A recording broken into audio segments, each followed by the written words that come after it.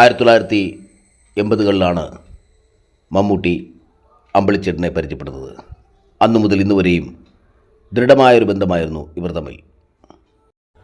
1981 ഒടുവിൽ പുറത്തിറങ്ങിയ ശ്രീകുമാരൻ തമ്പിയുടെ മുന്നേറ്റം, 1982 പുറത്തിറങ്ങിയ രവിഗുപ്തൻ്റെ ബലൂൺ, 1980-കളുടെ മധ്യത്തിൽ പുറത്തിറങ്ങിയ കെ മധുവിൻ്റെ അടിക്കുറിപ്പ്, 89 റിലീസായ കെ മധുവിൻ്റെ ഒരു അഭിഭാഷകൻ്റെ കേസ് ഡയറി, ഐ വി ശശിയുടെ മൃഗയ, മാത്രമല്ല കെ മധുവിൻ്റെ CBI ഡയറി കുറിപ്പിൻ്റെ സീരീസ് മറ്റ് 5 ചിത്രങ്ങളിലും മമ്മൂട്ടിയോടൊപ്പം മിന്നുന്ന പ്രകടനമാണ് ജഗതി ശ്രീകുമാർ കാഴ്ചവെച്ചത്.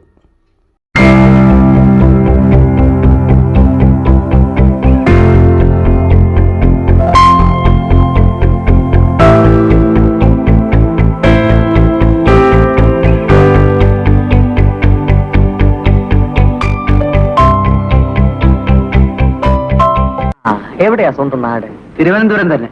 ഞാനും തിരുവനന്തപുരത്തുകാരനാ. എന്നിട്ട് ഞാൻ നിങ്ങൾ ഇതേ അവരവിടെ കണ്ടിട്ടില്ലല്ലോ. തിരുവനന്തപുരത്തുള്ളവരെ ഒക്കെ സാറിന് അറിയാവോ? അത് നടപ്പുള്ള കാര്യമാണ്.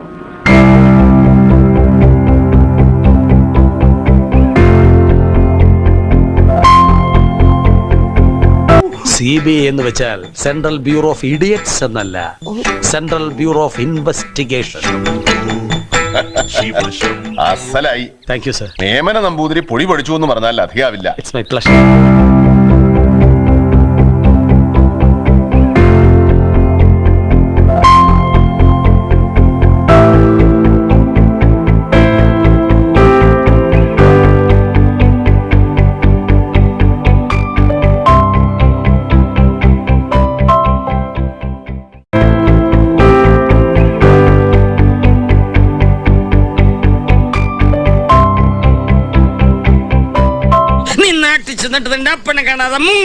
എന്റെ കുടുംബകാര്യം ഇടപെടണ്ട പോലും. എടാ, നിന്റെ ദോശയ്ക്കും ചമ്മന്തിക്കും ഇത്ര ടേസ്റ്റ് കൂടിയതുകൊണ്ടല്ല സാമി ദിവസോട് പറഞ്ഞത്. ആത്മബന്ധം കൊണ്ടാണ്. ആത്മബന്ധം. അഭിനയ സാമ്രാട്ടായ മമ്മൂട്ടി ഹാസ്യ സാമ്രാട്ടായ ജഗതി ശ്രീകുമാറിൻ്റെ വീട്ടിൽ അദ്ദേഹത്തിൻ്റെ വിശേഷങ്ങൾ അന്വേഷിക്കുകയും കുശലാന്വേഷണം നടത്തുകയും മണിക്കൂറുകൾ ചെലവഴിക്കുകയും ചെയ്തത് ആത്മബന്ധത്തിൻ്റെ ആഴം ഒന്നുകൊണ്ട് മാത്രമാണ്. മമ്മൂട്ടിയോടൊപ്പം മലയാളത്തിൻ്റെ പ്രിയ താരം മണിയമ്പിള്ള രാജുവും ഈ സന്ദർശനത്തിൽ കൂടെ ഉണ്ടായിരുന്നു എന്നത് മറ്റൊരു പ്രത്യേകതയാണ്. അമ്പിളിച്ചേട്ടനൊപ്പം ഫോട്ടോ എടുക്കുവാനും കുടുംബാംഗങ്ങളോടൊക്കെ വിശേഷങ്ങൾ പങ്കുവയ്ക്കുവാനും ശ്രമിച്ചത് അമ്പിളിച്ചേട്ടന് ഏറെ സന്തോഷകരമായ നിമിഷങ്ങൾ സമ്മാനിച്ചു.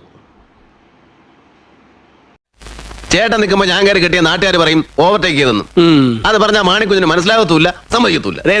നമ്മൾ തമ്മിൽ ഇക്കാര്യത്തെ കുറിച്ച് തർക്കിച്ചൊരു ധാരണ എത്തിയിട്ടുള്ളതാ. ആദ്യം ആർക്ക് ആലോചന വരുന്നോ അത് നടത്തും.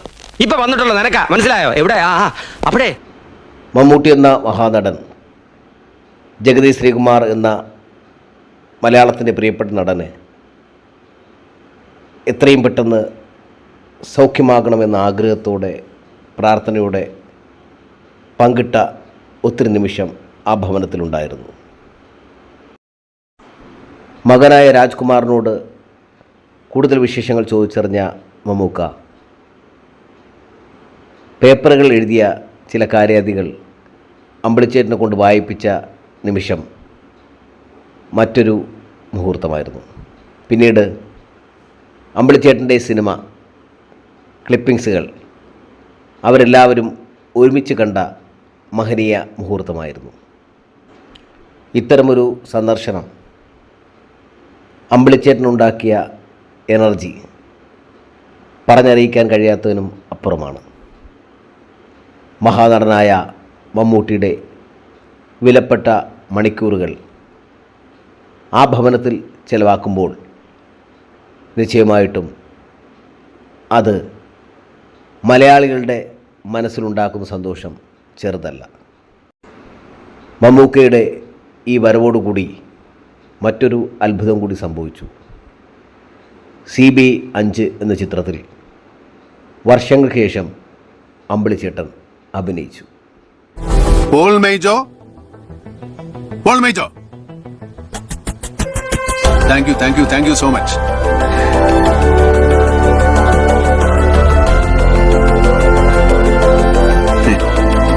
അമ്പിളിച്ചേട്ടൻ തിരിച്ചു വന്നു എന്നതിൻ്റെ ഏറ്റവും വലിയ തെളിവായിരുന്നു ആ ചിത്രത്തിലെ അഭിനയം.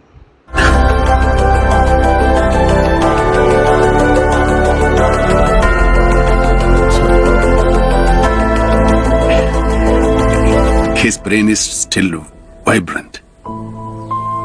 സന്തോഷമായി എനിക്ക്. Thank God. മലയാളത്തിൻ്റെ സ്വന്തം ജഗതി ശ്രീകുമാറിനെ, അമ്പിളിച്ചേട്ടനെ പ്രിയപ്പെട്ട മമ്മൂക്ക CBIയിലൂടെ തിരിച്ചു കൊണ്ടുവന്നു. ഇനി ജഗതി ശ്രീകുമാർ മലയാള സിനിമയിൽ സജീവമാകും, യാതൊരു സംശയവുമില്ല.